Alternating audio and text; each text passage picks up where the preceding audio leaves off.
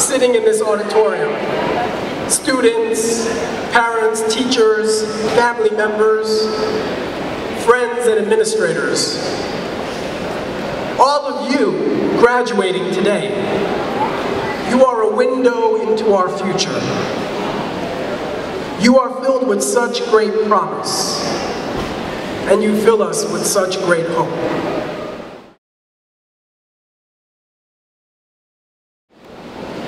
You see, to talk about you without mentioning all the amazing people in this room who are responsible for you would be like talking about the rain without mentioning the clouds. It would be like talking about the leaves on a tree without mentioning the trunk. It would be like talking about the heat without talking about the sun. Or talking about the wheels on a car without mentioning the engine that it takes to make it move. You see, all of us individually, we exist because of all the people around us. We exist because of our grandparents and their grandparents and their grandparents.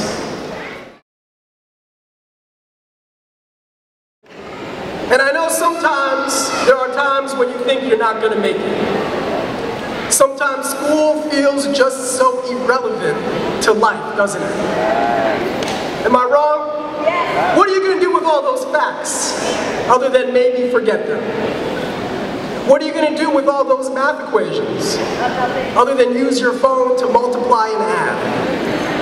Right? It can be depressing and stressful. It's tough to find happiness in this world. In fact, I think it's easier to find money than it is to find happiness in this world.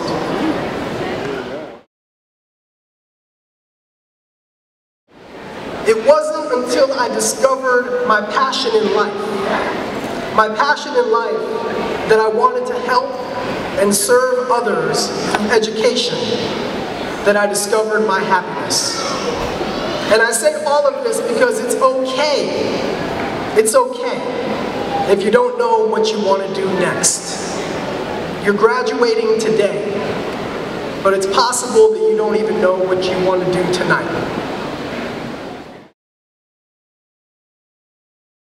You can take some of your spare time to do volunteer work.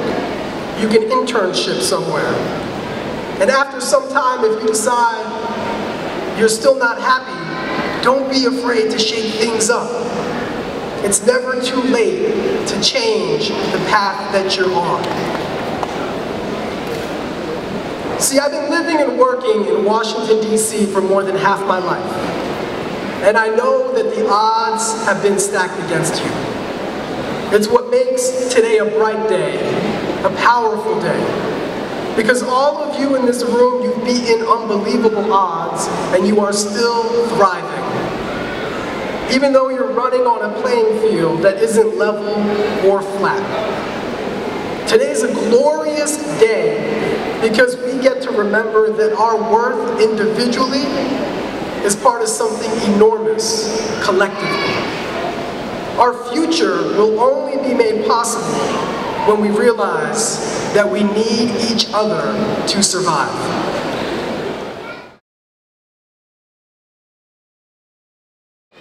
We have to compete in every sphere of our life. We compete for the same limited number of college spots. We compete to make it on a basketball team, or you compete to make it on the soccer team.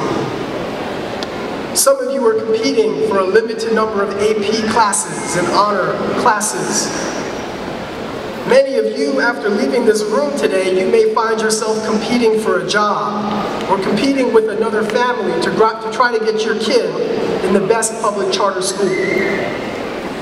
In many ways, competition makes us stronger, it makes us faster, and competition makes us strive to be the best that we can possibly offer the world. In many ways, competition is destructive. It is divisive and fosters systems where we do anything we can just to get ahead.